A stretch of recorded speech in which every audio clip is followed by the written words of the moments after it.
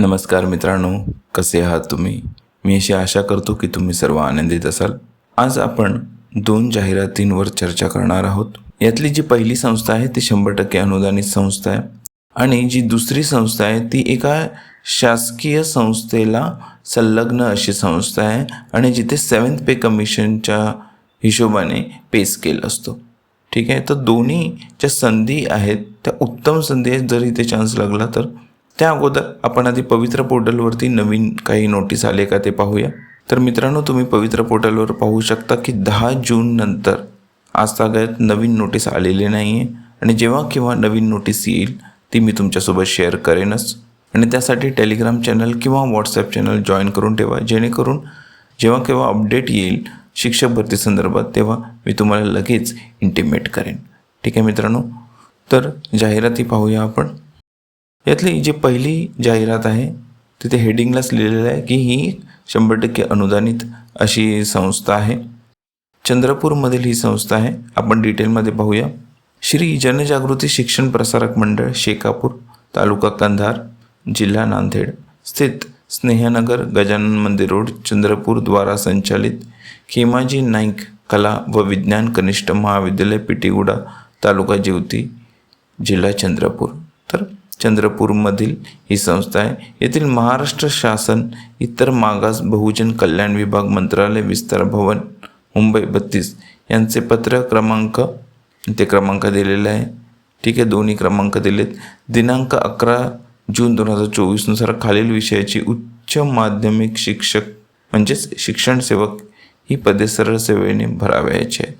ठीक आहे, तर बहुजन कल्याण विभागाकडून ही संस्था आहे आणि त्यांना थेट भरतीचे आदेश आहेत. ठीक आहे, तर पदे कोणती आहेत ते पाहूया.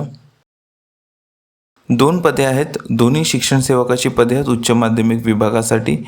यातले जे पहिले पद आहे ते केमिस्ट्री विषयासाठी आहे, MSc BEd, आणि हे जे BEd आहे ते द्वितीय श्रेणीमध्ये पास असणे आवश्यक आहे. आणि दुसरे जे पद आहे ते MSc फिजिक्स BEd द्वितीय श्रेणी, हे एक पद. तर ही 2 पदे आहेत. वेतन आणि भत्त्यांबद्दल काय लिहिले? शासन नियमानुसार शिक्षण सेवक कालावधी व त्या पदास नियमानुसार अनुज्ञेय असलेले मानधन देय राहील. ठीक आहे, शिक्षण सेवकासाठी सुरुवातीला त्या कालावधीसाठी जे मानधन आहे ते देय राहील असं म्हटलंय. प्रवर्ग हे भटक्या जमाती ब आणि क विभाग, त्याच्यानंतर इतर मागास वर्ग. जे पोस्ट आहे ते कोणत्या प्रवर्गासाठी आहे ते दिलेलं आहे. पुढे काय लिहिले पाहूया. तरी इच्छुक उमेदवारांनी वरील पदाकरिता आवश्यक त्या शैक्षणिक अर्हतेच्या कागदपत्राच्या छायांकित प्रतीसह दिनांक 1 जुलैपर्यंत खालील पत्त्यावर अर्ज पाठवावेत. ठीक आहे, पत्रव्यवहारासाठी पत्ता दिलेला आहे. सेक्रेटरी श्री जनजागृती शिक्षण प्रसारक मंडळ, शेकापूर, स्थित स्नेहनगर, गजानन मंदिर रोड, चंद्रपूर, तालुका जिल्हा चंद्रपूर, पिनकोड 442401. ठीक आहे, तर ॲड्रेस दिलेला आहे मित्रांनो. 1 जुलैच्या आत इथे तुम्हाला ॲप्लिकेशन आणि तुमचे जे डॉक्युमेंट आहेत त्याचे झेरॉक्स पाठवायचे आहेत. ठीक आहे मित्रांनो, तर ट्राय करा नक्की तुमच्या या विषयामध्ये जर तुम्ही बसत असाल तर पाठवायला हरकत नाही आहे, कारण एक उत्तम संस्था आहे. आणखीन एक उत्तम संस्था आपण पाहणार आहोत. तर मित्रांनो, ही जी संस्था आहे DAV पब्लिक स्कूल, ती गेलशी संलग्न आहे आणि गेल ही एक गव्हर्नमेंट ऑर्गनायझेशन आहे. डिटेलमध्ये पाहूया. An English medium co-educational senior secondary school, Gale, District Auria, State UP 206244. ठीक आहे, CBSE स्कूल आहे. UP मधील ही स्कूल आहे. पण ट्राय करताना तुम्ही कोणत्याही राज्यातून कॅन्डिडेट ट्राय करू शकतात. म्हणजे UPतलेच पाहिजेत का कॅन्डिडेट असं काही नसतं. कोणत्याही राज्यातील कॅन्डिडेट इथे ट्राय करू शकतात. ठीक आहे, आता आपण डिटेलमध्ये पाहूया कोणत्या कोणत्या पोस्टसाठी इथे वॅकन्सीज आहेत.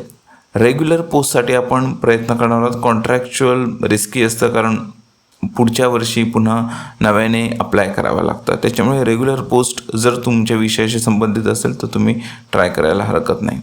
पहिले जे पद आहे ते PGT मॅथमॅटिक्स आहे, एक पोस्ट आहे, रेग्युलर आहे. PGT बायोलॉजी ही सुद्धा एक पोस्ट आहे, रेग्युलर आहे. PGT मॅथमॅटिक्स एक पोस्ट आहे, रेग्युलर आहे. त्याच्यानंतर PRT संस्कृत ही सुद्धा एक पोस्ट आहे, रेग्युलर आहे. कम्प्युटर सायन्ससाठी सुद्धा रेग्युलर पोस्ट आहे. जनरलसाठी 5 पोस्ट आहेत पण त्या कॉन्ट्रॅक्च्युअल आहेत. मॅथ्ससाठी 1 रेग्युलर आणि 1 contractual. NTT 2 contractual. Counsellor 1 regular. Special educator 1 contractual. Part time coaches 3 ॲडॉक बेसिसवरती. कोणत्या स्पोर्ट्ससाठी योगा, टायकोंडो आणि फुटबॉल. रिसेप्शनिस्टची सुद्धा एक पोस्ट आहे आणि अप्पर डिव्हिजन क्लर्कसाठी एक पोस्ट आहे. टीचरसाठी ज्या पोस्ट आहेत त्या सी-टेट किंवा एस-टेट असणं आवश्यक आहे PRT आणि TGTसाठी. त्यानंतर शेवटी त्यांनी मॅन्डेटरी म्हटलं आहे की DAV CBT क्वालिफाईड पाहिजे. आता ही जी कम्प्युटर बेस्ड टेस्ट आहे ती DAV दरवर्षी कंडक्ट करते. याच्या डिटेल्स तुम्हाला त्यांच्या वेबसाईटवरती पाहायला मिळतील. डिटेलमध्ये पाहूया. सॅलरी आणि बेनिफिट काय दिलेत पहा. As per 7th pay commission. मी तुम्हाला मगाशी म्हटलं होतं की इथे जे स्केल आहे पे स्केल तो 7th पे कमिशनच्या हिशोबाने आहे. As per 7th pay commission and DAV CMC norms for regular appointment bachelor or family accommodation at GAIL colony may be provided subject to availability at nominal rent HRA as per rule. अगदी nominal रेटला तुम्हाला इथे रेंटने राहायला मिळतं. ठीक आहे. आणि गेलच्या colony ह्या उत्तम सुविधापूर्ण अशा कॉलनीज आहेत. For more detail regarding qualification, experience and other eligibility condition prospective candidates may visit the website. वेबसाईटचं नाव दिलेलं आहे JAIL DAV. त्यांच्या वेबसाईटवरती तुम्हाला डिटेलमध्ये सगळं पाहायला मिळेल. अँड सबमिट दर application with a self certified document along with DAV CBT provisional eligibility card and latest passport photograph on the prescribed format, which may be downloaded from the website. The prospective candidates are directed to submit their application to Gale DAV Public School. पत्ता दिलेला आहे. complete in all respect with signature through speed post or email. म्हणजे ईमेलची सुद्धा सुविधा आहे, जे उत्तम आहे कारण पोस्टाने वेळ लागतो, ईमेल लगेच पोचतो. Within 10 days from the post of publication. तर लवकरात लवकर अप्लाय करा तुम्ही इथे. पुढे पाहूया काय लिहिलं आहे. Nature of engagement may change based on suitability of the candidates to suit the requirements at the sole description of selection committee. Application received after due date will not be entertained. ठीक आहे. तर लवकरात लवकर apply करा. No TADA will be provided. Job is transferable. त्याच्यानंतर DAV CBT PEC is mandatory. यांचे exam असतात ते पास असणं आवश्यक आहे. CTET STET compulsory for TGT and PRT. ठीक आहे.